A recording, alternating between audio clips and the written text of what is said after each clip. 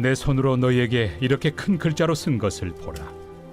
무릇 육체의 모양을 내려 하는 자들이 억지로 너희에게 할례를 받게 함은 그들이 그리스도의 십자가로 말미암아 박해를 미워나리 함뿐이라.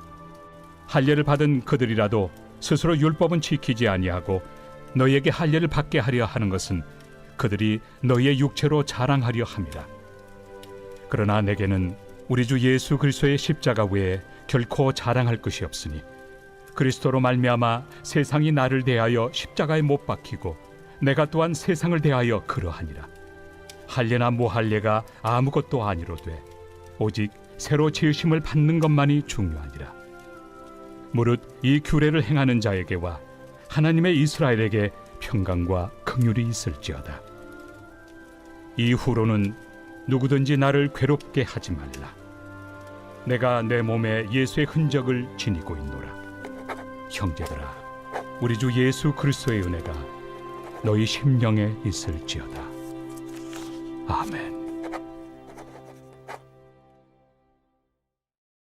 오늘 하나님의 말씀은 갈라디아서 6장 11절부터 18절 말씀입니다. 오늘 말씀의 제목은 그리스도의 십자가, 자랑의 이유입니다. 지금 우리는 코로나 팬데믹이라는 초유의 상황을 맞이하여서 어려운 시절을 보내고 있습니다. 경제활동도 마음껏 할 수가 없고요. 교육도 무너졌습니다. 심지어는 일상생활에서도 제한이 심해졌죠. 코로나가 왜 무섭습니까? 전염력이 상당한데도요, 아직까지는 완벽하게 치료할 수 없다는 것이 문제입니다.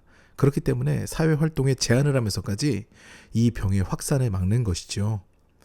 인류의 죄악이 확산이 되었을 때 하나님께서 하신 행동은 격리였습니다. 이 코로나와 비슷하죠.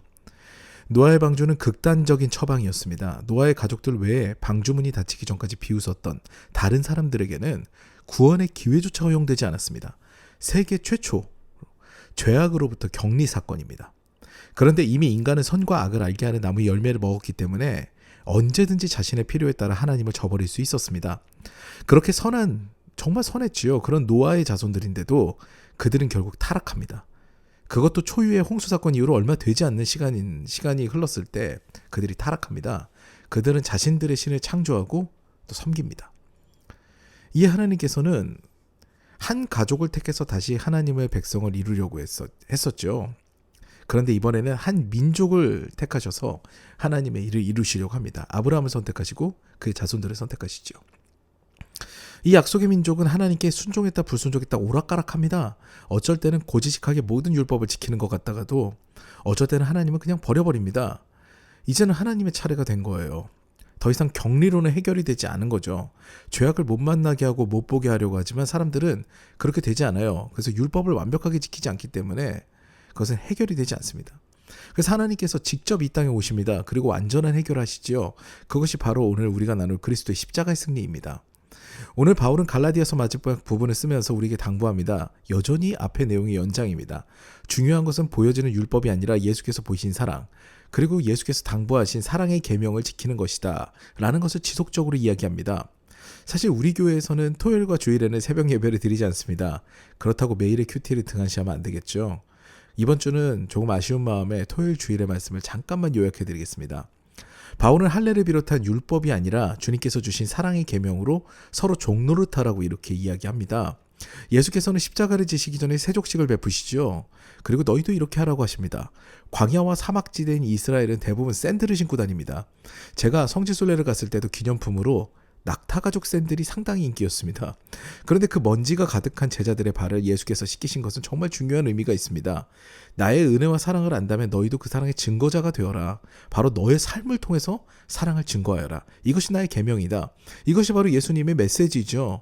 이어서 겉보기의 율법적 신앙생활이 아닌 참된 신앙생활의 모습을 소개합니다. 바로 성령의 열매를 맺는 것이에요. 율법은 죄악을 깨닫고 그 죄악으로부터 격리되는 것이지만 성령의 인도하심을 받게 되면 우리의 삶은 율법에 의지하지 않아도 스스로 경건의 생활로 들어가게 됩니다. 성령의 열매는 모두가 잘 아시다시피 사랑과 희락과 화평과 오래 참음과 자비와 양성과 충성과 온유와 절제입니다. 이를 금지할 법이 있을까요? 없습니다.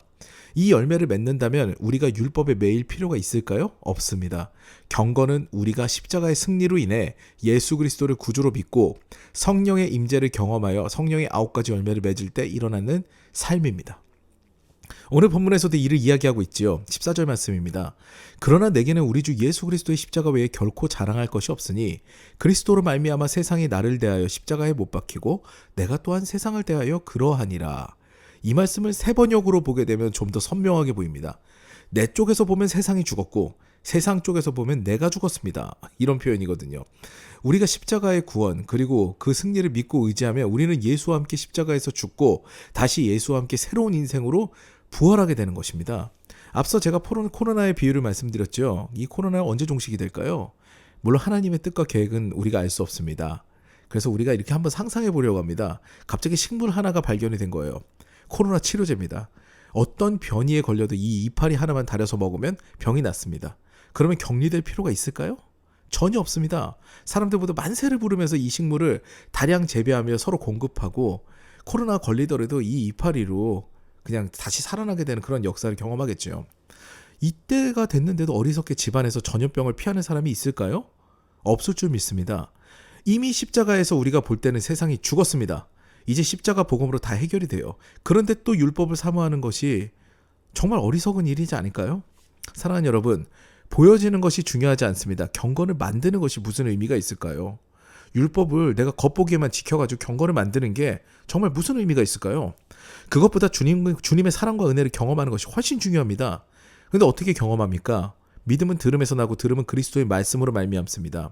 주님을 향한 믿음이 생기려면 자꾸 말씀을 봐야 됩니다. 말씀 들어야 되죠. 예배를 드리고 기도 생활을 시작하셔야 합니다.